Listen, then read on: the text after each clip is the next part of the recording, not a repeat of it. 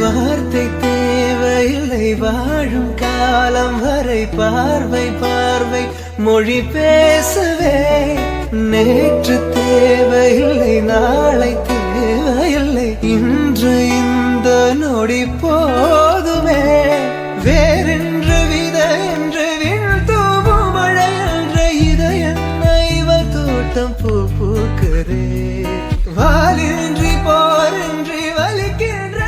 ஹாய்ப்பா, evening ஸ்நாக்ஸுக்கு தான் வெத்தலையில் ஒரு பஜ்ஜி செய்யலாம்னு சொல்லிட்டு வெத்தலை பறிச்சுட்டு வந்திருக்கேன். என்னென்ன எடுத்து வச்சுருக்கேன்னா கடலை மாவு, அரிசி மாவு, குழம்பு மிளகாத்தூள், பெருங்காயம், உப்பு, அப்ப சோடா மாவு, பேக்கிங் சோடா. இதில் எல்லாம் என்னென்ன வேணும்னு எடுத்துக்கலாமா? ஃபஸ்ட்டு கடலை பஜ்ஜி எவ்வளோ சுட போகிறீங்களோ அதுக்கு தகுந்தபடி இது பண்ணிக்கலாம். வேணும்னா கூட கலக்கிக்கலாம். ஒரு 4 கரண்டி போட்டிருக்கேன். இதுக்கு கொஞ்சம் மொறுமொறுப்பு வரதுக்காக ஒரு கரண்டி அரிசி மாவு சேர்த்துக்கலாம். தேவையான அளவு கொஞ்சம் உப்பு போட்டுக்கலாம்.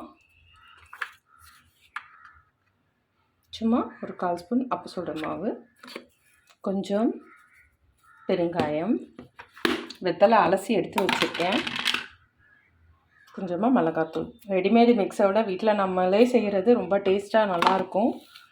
அவ்வளோதான். இதை தண்ணி ஊற்றி கட்டியாக கரைக்க வேண்டியது தான். ஃபஸ்ட்டு நல்லா மிக்ஸ் ஆகிற மாதிரி பசைஞ்சு விட்டுறலாம். அடுப்பில் ஃபஸ்ட்டு கடாயில் எண்ணெய் ஊற்றி வச்சிடலாம். இதில் தண்ணி ஊற்றிடலாம். இல்லை நீங்கள் கலர் வேணும்னா சேர்த்துக்கோங்க. நான் கலர் சேர்க்கலை. வேணுன்னா மஞ்சத்தூள் கூட சேர்த்துக்கலாம். நான் இந்த மிளகாத்தூள் போட்டதோடு தான் இருக்குது. இது நல்லா கரைச்சிக்கலாம். ரொம்ப கட்டியாகவும் வேணாம், ரொம்ப தண்ணியாகவும் வேணாம், மீடியம் சைஸில் இருந்தால் போதும். கடாயை வச்சுருக்கேன், எண்ணெய் ஊற்றிடலாம். இதுக்குள்ள இது கரைச்சி முடிச்சிடலாம்.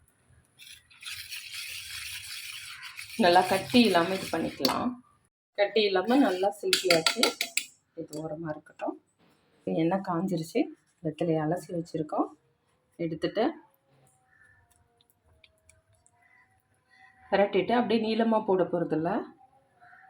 இது அப்படியே ஒரு மடிப்பு மடிச்சுட்டு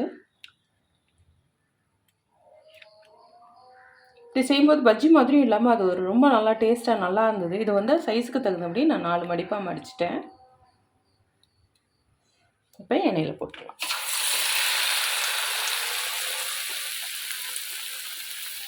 அடுத்தது நீங்கள் குட்டியாக இருந்தால் சிங்கிளாக கூட போட்டுக்கோங்க. நான் இதை கட் பண்ண வேணாம். இப்படி பெருசாக நாளாக போட்டு நல்லா முறுமுறு நல்லாயிருக்கும். அது ஒரு டேஸ்ட் நல்லாயிருக்கும். அவ்வளோதான்.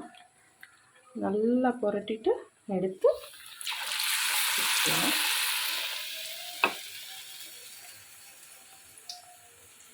இது ஒரு டிஃப்ரெண்ட்டான பஜ்ஜி. இதில் கற்பூரவள்ளியில் போடுவேன். இப்போ கற்பூரவள்ளி இது இல்லை. சரி, வெத்தலையில் ட்ரை பண்ணலாமே. ட்ரை பண்ண ஒரு நாள் நல்லா இருந்தது. பசங்களே சாப்பிட்டாங்கன்னா பார்த்துக்கோங்களேன் பஜ்ஜி. நீங்கள் இது கூட கட் பண்ணி சிங்கிளாக கூட இது பண்ணி போடலாம்.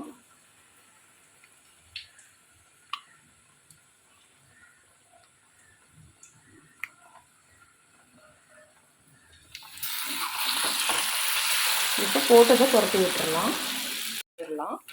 உங்களுக்கு இந்த மாதிரி இல்லாமல் ஃபுல்லாகவே இது வாங்கணும்னா மாவை இன்னும் கொஞ்சம் கட்டியாக நம்ம கரைச்சிக்கலாம். இந்த மாதிரி போட்டால் மாவு இதில் இந்த மாதிரி தான் இருக்கும். ஏன்னா லேயராக ஒட்டுறதுக்கு இந்த மாதிரி இருந்தால் தான் நல்லாயிருக்கும். நல்லா மொறுமொறுன்னு சூடாக சாப்பிடும்போது ரொம்ப டேஸ்ட்டாக நல்லாயிருக்கும்.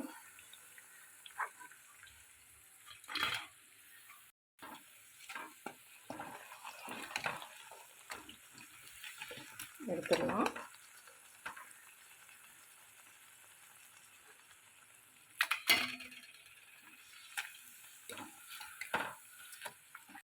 வார்த்தை தேவையில்லை வாழும் காலம் வரை பார்வை பார்வை மொழி பேசவே நேற்று தேவையில்லை நாளை தேவையில்லை இன்று இந்த நொடி போதுமே வேறென்று வித என்று தூவும் மழை என்ற இதய தோட்டம் ரத்தம் பூ பூக்குதே வாலின்றி போரின்றி வலிக்கின்ற.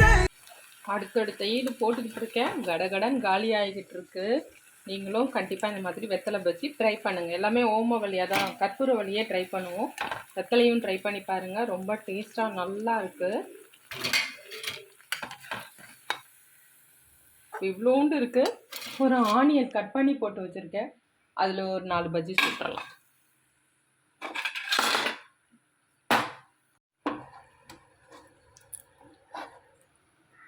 கலர்லாம் சேர்க்காம இந்த மாதிரியே சுடுங்க.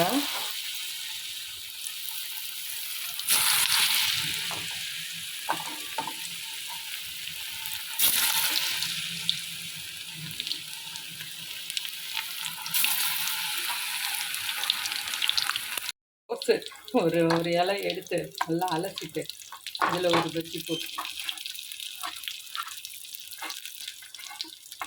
ஒரு டிஷ் நல்லா இருக்கு. நல்லாக்கா? இதை எடுத்து போட்டாச்சு, இதையும் எடுத்துடலாம். கடைசியாக மீதி இருந்த மாவில் கோஸோட இலையை வச்சும் கொஞ்சம் பஜ்ஜி போட்டாச்சு. அவ்வளோதான்ப்பா. உங்களுக்கு இந்த வீடியோ பிடிச்சிருந்தா லைக் பண்ணுங்கள், ஷேர் பண்ணுங்கள், கமெண்ட் பண்ணுங்கள். பாய்ப்பா.